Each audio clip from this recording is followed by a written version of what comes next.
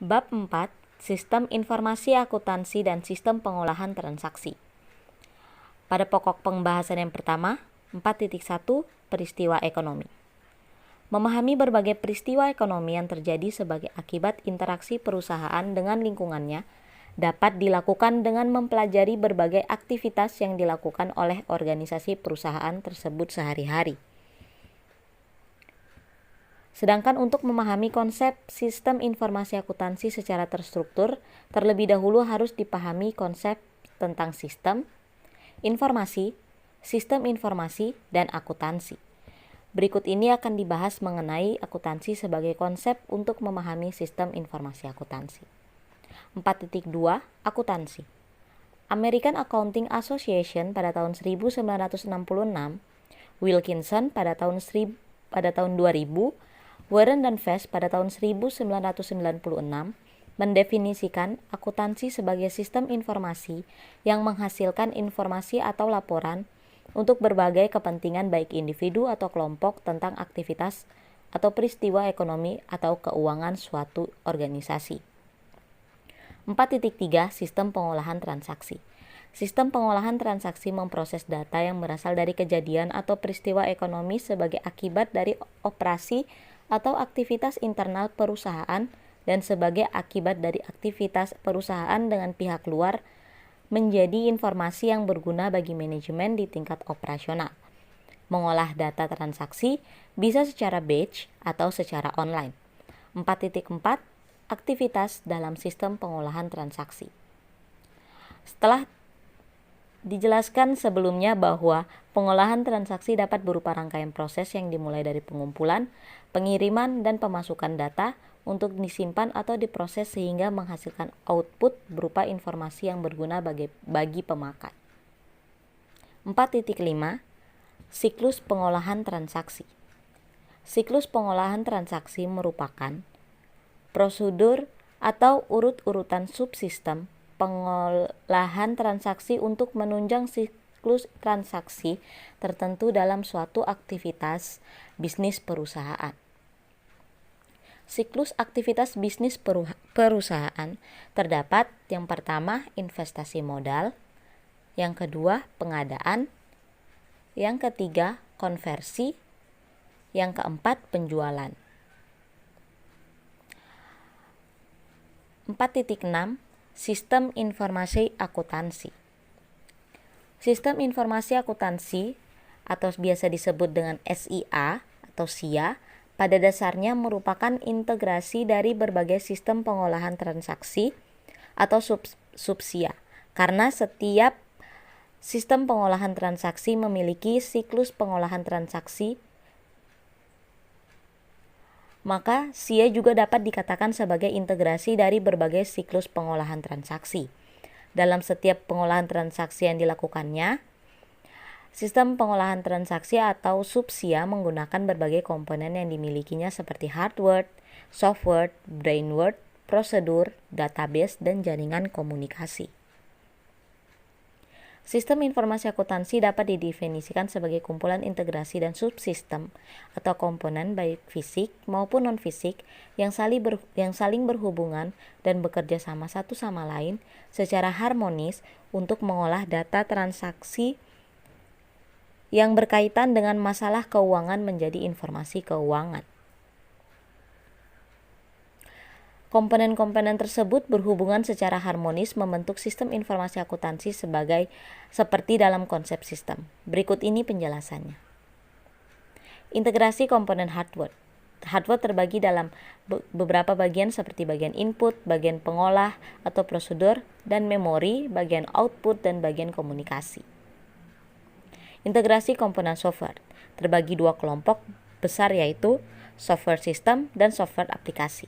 Integrasi software dengan hardware menggunakan sistem operasi pada umumnya sistem informasi yang dipakai harus disesuaikan dengan komputer yang akan menjalankannya. Sistem software aplikasi dengan sistem operasi hardware. Dan yang terakhir integrasi komponen brainware. Brainware adalah orang yang memiliki, membangun, dan menjalankan SIA. Integrasi antara brainware, software, dan hardware. Bab 5, pengendalian intern dan manajemen resiko. Pokok pembahasan pertama, mengapa pengendalian diperlukan? Tujuan organisasi adalah sasaran yang ingin dicapai oleh suatu organisasi. Organisasi mencapai sasaran tersebut dengan menerapkan suatu sistem yang merupakan sinergi dari unsur-unsur yang dimilikinya. Pengendalian meliputi semua metode, kebijakan, dan prosedur organisasi yang menjamin keamanan harta kekayaan perusahaan, akurasi dan kelayakan data manajemen, serta standar operasi manajemen lainnya. Tujuan pengendalian untuk memberikan jaminan yang meyakinkan bahwa tujuan dari setiap aktivitas bisnis akan dicapai. Yang kedua, untuk mengurangi resiko yang akan dihadapi perusahaan karena kejahatan, bahaya, atau kerugian yang disebabkan oleh penipuan, kecurangan, penyelewengan, dan penggelapan. Dan yang ketiga, untuk memberikan jaminan yang meyakinkan dan dapat dipercaya bahwa semua tanggung jawab hukum telah dipenuhi. Perubahan lingkungan yang mempengaruhi suatu organisasi perusahaan mungkin direspon secara keseluruhan atau sebagian tergantung kepada kesepakatan bersama. Alasan utama digunakannya pengendalian adalah untuk membantu mencapai tujuan dan mengurangi resiko. 5.2 Penyelewengan atau penyimpangan fraud. Penyelewengan atau penyimpangan atau pelanggaran hukum merupakan kebohongan atau tindakan yang dilakukan secara sengaja dengan maksud memperoleh keuntungan secara tidak syah. Pertahanan utama terhadap penyelewengan adalah pengendalian intern. Alasan terjadinya penyelewengan. Yang pertama, karyawan nekat karena perlu uang. Dan yang kedua, karyawan percaya setiap orang melakukannya. Ketiga, karyawan ditantang untuk melawan sistem. Keempat, lemahnya pengendalian intern. Dan yang kelima, rendahnya kemungkinan terdeteksi. Dan yang terakhir, rendahnya kemungkinan dituntut. 5.3 Pengendalian intern. Pengendalian intern dapat didefinisikan sebagai suatu proses yang dipengaruhi oleh dewan direksi, manajemen, dan karyawan yang dirancang untuk memberikan jaminan yang meyakinkan bahwa tujuan organisasi akan dapat dicapai melalui efisiensi dan efektivitas operasi, penyajian laporan keuangan yang dapat dipercaya, ketaatan terhadap undang-undang, dan aturan yang berlaku. 5.4 Keterbatasan pengendalian intern. Keterbatasan pengendalian intern. Ada beberapa keterbatasan dari pengendalian intern sehingga pengendalian intern tidak dapat berfungsi. Yang pertama, kesalahan atau error. Yang kedua, kolusi atau collusion. Dan yang ketiga, penyimpangan manajemen. Dan yang keempat, manfaat dan biaya. 5.5 Resiko bisnis dan manajemen resiko.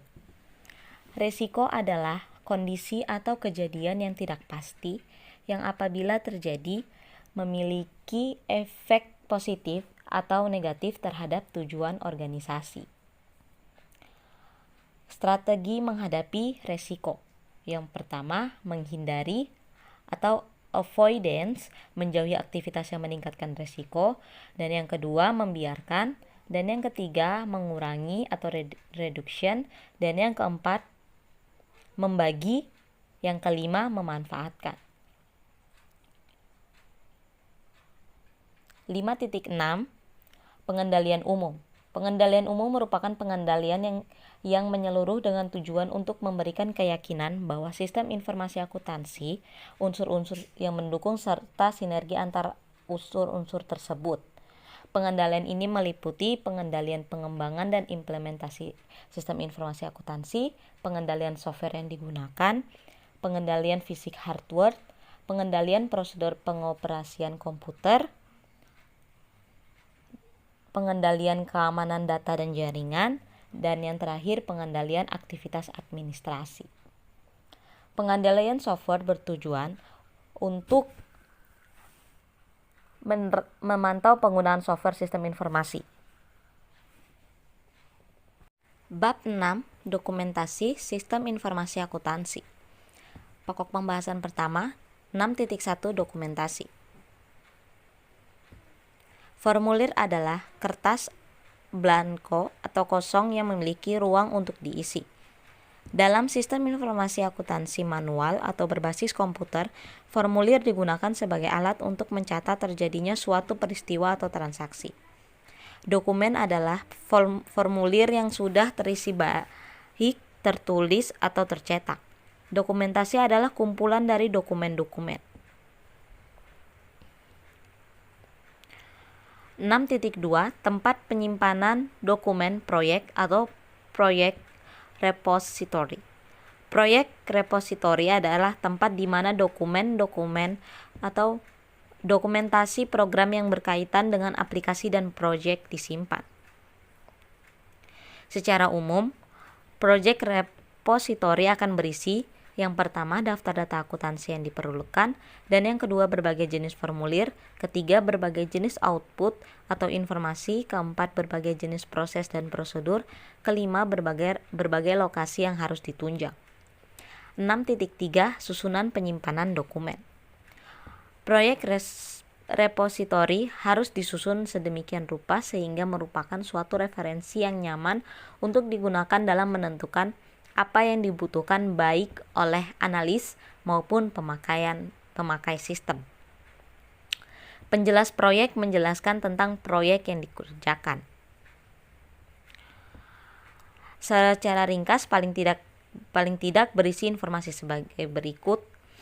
Yang satu, pertama, profil perusahaan yang berisi nama, aktivitas sejarah, kondisi perusahaan saat ini termasuk visi dan misinya, serta struktur organisasi.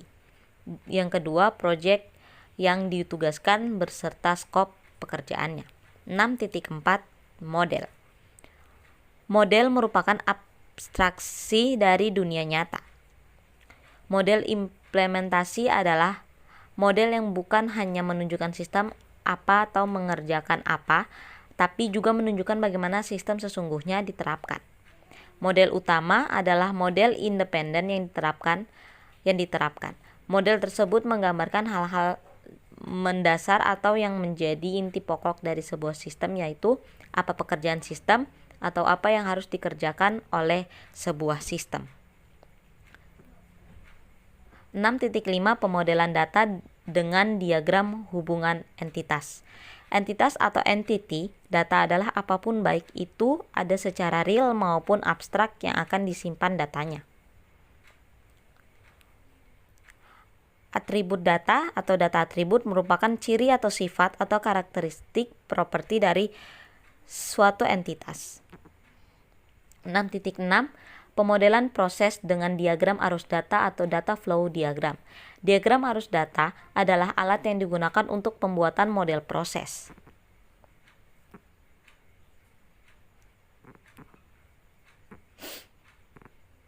(6.7) Pemodelan input. Output sistem informasi akuntansi merupakan hasil pengolahan data akuntansi dengan menggunakan komputer, baik yang dimasukkan input ke dalam sistem tersebut atau yang diambil retrieve dari database-nya. Pengumpulan data adalah penampungan data baru ke dalam suatu formulir sehingga membentuk dokumen dasar yang siap untuk dimasukkan datanya ke dalam komputer sistem informasi akuntansi. 6.8 Pemodelan output. Output menyajikan informasi penggunaan sistem. Output merupakan bagian yang paling kelihatan dalam sistem informasi. Selama penganalisis sistem Anda menentukan output yang diperlukan. Bagian ini akan menjelaskan bagaimana merancang model output yang diperlukan. Dan yang terakhir, pemodelan jaringan. Pemodelan jaringan adalah teknik pembuatan diagram yang digunakan untuk mendokumentasikan bentuk bisnis atau sistem informasi dalam bentuk pemakai atau user, data, dan lokasi pengolahan. Pengolahan terpusat adalah suatu aplikasi yang dirancang untuk menggunakan suatu komputer sebagai pusat pengolahan data. Time sharing adalah metode yang digunakan agar para pemakai komputer secara bersama-sama sharing mengakses pusat komputer. Bab 7, Siklus Transaksi Akuntansi.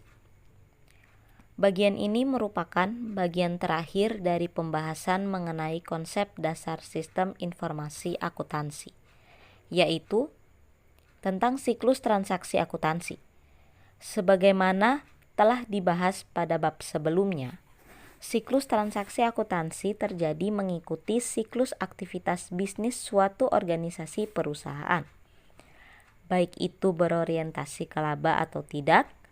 Di dalam siklus transaksi akuntansi, selain harus diketahui mengenai tahap-tahapan dari siklus, juga harus diketahui bagaimana siklus tersebut harus diekspresikan dengan menggunakan bahasa, sistem seperti data flow, diagram atau DFD, entity relationship diagram atau ERD, network diagram, dan dokumen yang digunakan. Pada bab ini, siklus transaksi akuntansi yang akan dibahas adalah siklus penerimaan, siklus konversi, siklus pengeluaran, dan siklus keuangan. Masing-masing siklus yang dijelaskan akan dilengkapi dengan DFD, ERD, dan dokumen penunjangnya. Setiap aktivitas bisnis dalam siklus bisnis merupakan transaksi, dan aktivitas bisnis yang berkaitan dengan masalah ekonomi disebut sebagai transaksi akuntansi. Setiap aktivitas bisnis membentuk suatu siklus, dan transaksi akuntansi pun membentuk siklus yang disebut sebagai siklus transaksi akuntansi. Siklus tersebut antara satu jenis perusahaan dengan jenis perusahaan lainnya dapat berbeda. Bahkan, mungkin untuk perusahaan sejenis pun secara detail dapat berbeda. Siklus penerimaan atau uang memiliki proses pembuatan order dari pelanggan atau sales order, proses penanganan, persediaan, proses pembuatan faktur, proses penanganan piutang, dan proses penagihan. Siklus pengeluaran meliputi aktivitas pembuatan rencana penjualan, permintaan pembelian atau PP, order pembelian, penerimaan barang, laporan penerimaan, hutang, dan pengeluaran kas. Siklus produksi meliputi persiapan order dari penjual atau rencana produksi, permintaan bahan, alokasi biaya terhadap produk yang diproduksi, akumulasi biaya tenaga kerja yang dibebankan terhadap produk, dan bertambahnya persediaan barang jadi.